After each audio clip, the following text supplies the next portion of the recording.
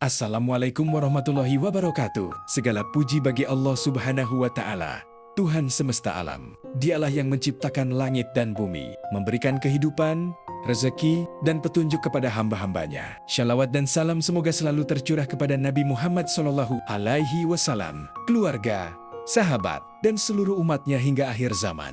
Sahabat Quran yang berbahagia, di dalam kehidupan ini, setiap manusia pasti memiliki janji dan tanggung jawab. Ada janji kepada sesama manusia, ada amanah dalam pekerjaan, ada tanggung jawab dalam keluarga. Namun, di atas semua itu, ada satu perjanjian yang paling besar dan paling penting, yaitu perjanjian antara manusia dengan Allah Subhanahu wa Ta'ala. Allah berfirman tentang orang-orang yang rugi, yaitu orang-orang yang melanggar perjanjian Allah setelah perjanjian itu diteguhkan dan memutuskan apa yang diperintahkan Allah untuk disambungkan, serta berbuat kerusakan di bumi. Mereka itulah orang-orang yang rugi.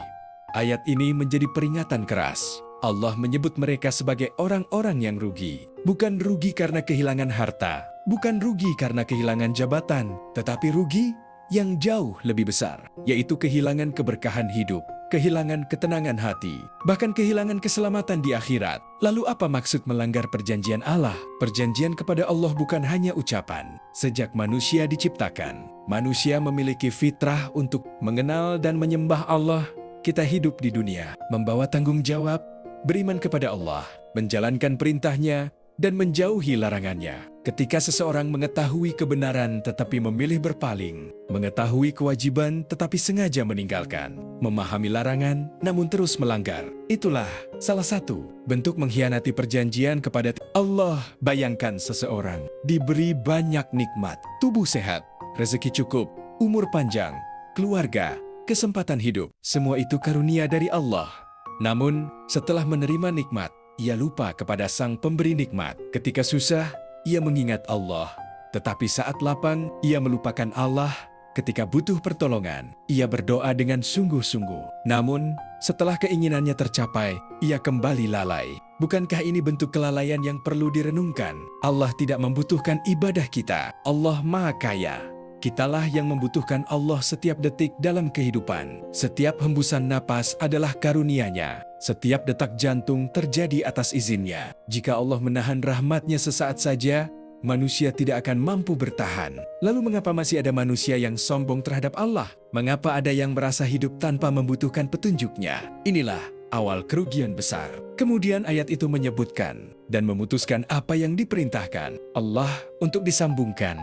Apa yang harus disambungkan? Para ulama menjelaskan, salah satunya adalah hubungan silaturahmi, hubungan keluarga, hubungan persaudaraan, hubungan baik antar manusia. Islam mengajarkan menyambung tali persaudaraan, menghormati orang tua, menyayangi saudara, memuliakan tetangga, menjaga hubungan dengan keluarga. Namun, lihat kenyataan hari ini, ada saudara tidak saling berbicara bertahun-tahun hanya karena masalah warisan. Ada anak yang melupakan orang tuanya setelah sukses. Ada perselisihan kecil berubah menjadi permusuhan panjang. Ada orang memutus silaturahmi karena urusan dunia. Padahal Rasulullah SAW mengingatkan pentingnya menjaga hubungan kekeluargaan. Silaturahmi bukan sekadar tradisi, tetapi bagian dari ketaatan kepada Allah. Menyambung hubungan memang tidak selalu mudah. Kadang hati terluka, kadang ada perlakuan yang menyakitkan. Tetapi orang beriman belajar memaafkan, belajar menahan amarah, belajar menjaga hubungan demi mencari ridha Allah. Karena setiap langkah menuju perdamaian bernilai ibadah. Ayat ini juga menyebut, dan mereka berbuat kerusakan di bumi.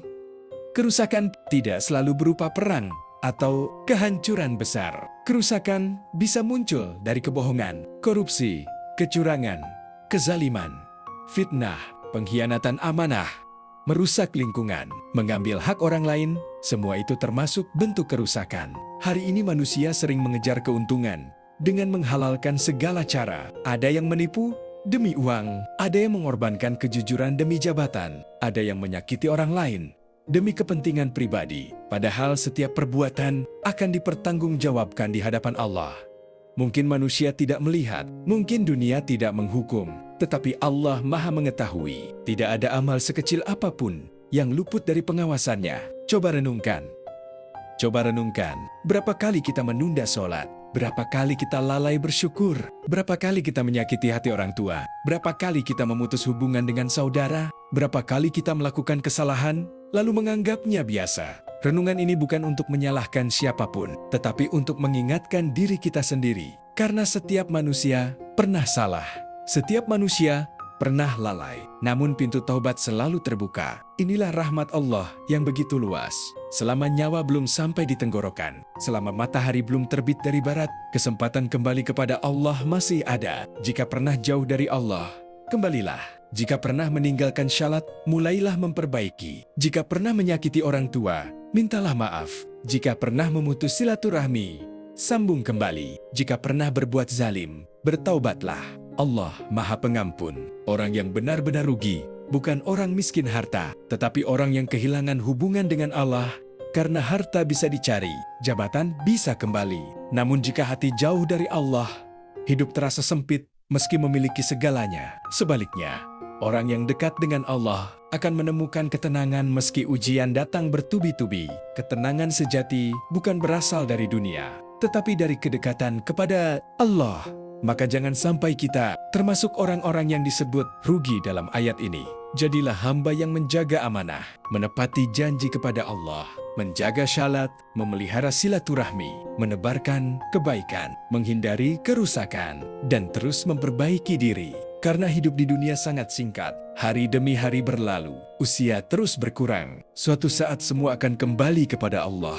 Yang tersisa hanyalah amal. Mari bertanya kepada diri sendiri. Apakah hubungan kita dengan Allah sudah baik? Apakah hubungan kita dengan orang tua sudah baik? Apakah ada saudara yang belum kita maafkan? Apakah ada kesalahan yang belum kita perbaiki? Selama kesempatan masih ada, jangan menunda berubah. Karena kita tidak tahu kapan perjalanan hidup ini berakhir. Semoga Allah menjadikan kita termasuk hamba-hamba yang menjaga perjanjian dengannya, menjaga silaturahmi, menjauhi kerusakan, dan memperoleh keberuntungan di dunia serta akhirat. Amin ya robbal alamin. Wassalamualaikum warahmatullahi wabarakatuh.